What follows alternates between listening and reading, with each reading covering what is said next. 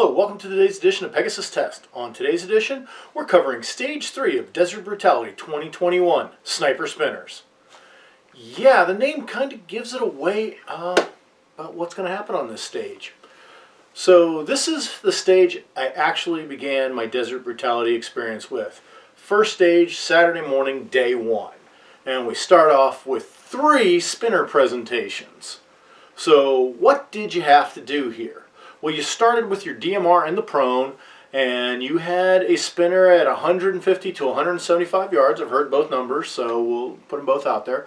And you had to get it spun over with your spinner, and if you did not, it was a double penalty. So not 60 seconds, but 120 seconds. From there, you abandoned your DMR, grabbed your carbine rifle, and you dashed down to the next barricade, which put you about 50 yards from another spinner. And you had to spin that with your carbine. Once that was spun, clear your rifle, dash down to about 15 yards, and with your handgun, spin the spinner again. What could possibly go wrong? Let's take a look. And that, you can get hot. Just give me a heads up when you're on target and you're feeling confident.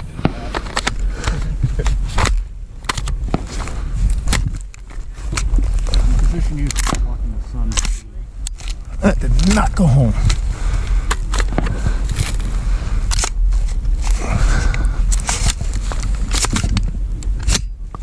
It fell out.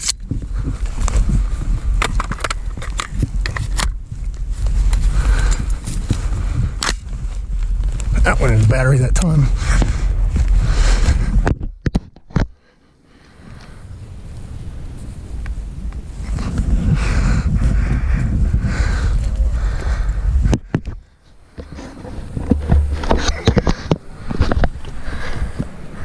How we doing? I can't see shit.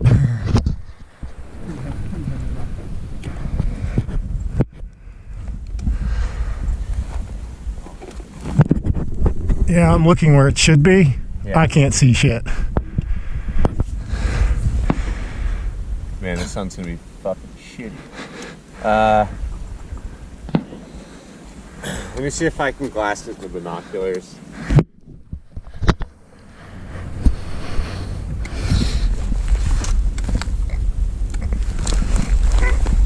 Are you sure you're looking where it should be? You just have super glare right now? Yeah. Move over, a couple feet to your left and see if that'll get you out of it. I know that's not ideal, but yeah, no, I get it. So I can maybe avoid that. Yeah, that's probably good.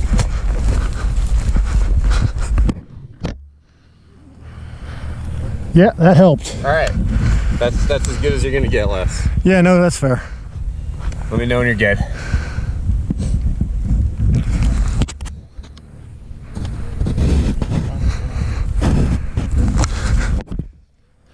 Feeling all right? All right, let's do this. All right, shooter, I've decided you're ready. Stand by. Good hit. Fuck yeah.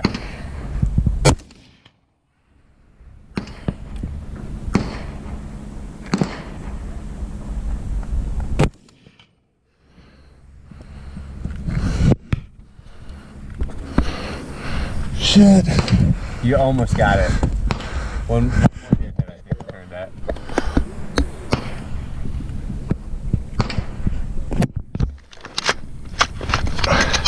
No, it's not chambered. Yeah, no, it's not. You got a failure speed. It's 45 degrees. Yeah, rip it out. No. You're good. I don't know if you have a double feed. Yeah, that's what it was.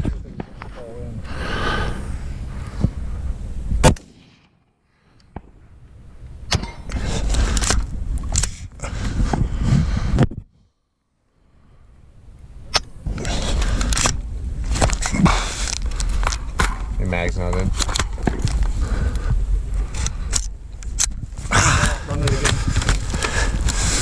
Failure speed. Rip that mag out.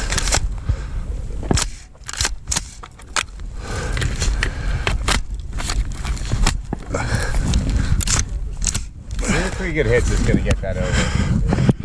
Well, I know.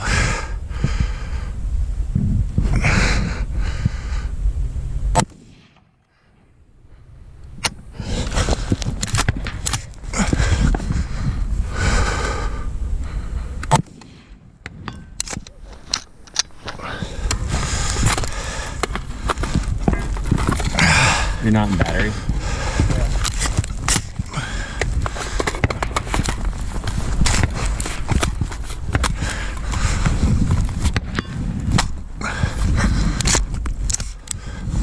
Non-battery? You know what? I'm going to abandon it.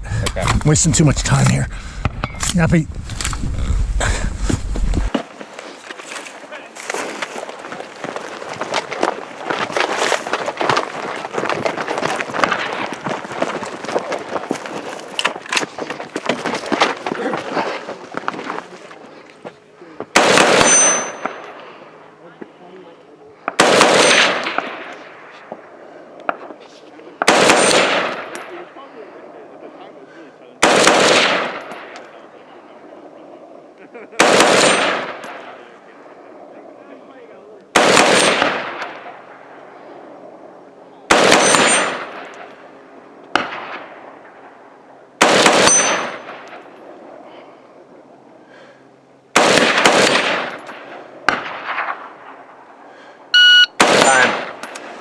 Check clear?